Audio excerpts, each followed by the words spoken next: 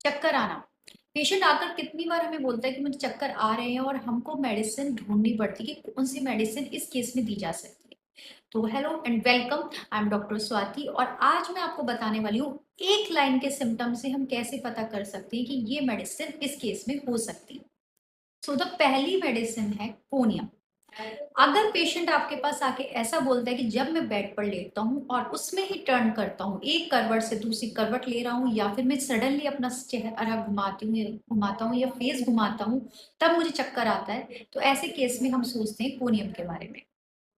अगर पेशेंट आकर ये बोलता है कि कल मैं कहीं घूमने गया था, उसके बाद से मुझे बहुत नॉसिएटिक हो रहा है, बहुत उल्टी जैसा हो रहा है, जी मिचला रहा है और रात भर मैं सो भी नहीं पाया हूँ और तब से मेरे सर में चक्कर आ रहे हैं, तो इस केस में हम सोचते हैं कॉकुलस इंडिका के बारे में। और अगर पेशेंट आकर ऐसे बोले आपसे कि मुझे चक्कर आ रहे हैं और साथ में मेरी आँखों पर ऐसे भारीपन हो रहा है, बहुत वीकनेस हो रही है, मुझे पानी की बिल्कुल प्यास नहीं लग रही है, तो इस केस में हम सोच सकते हैं जेल्समम के बारे में।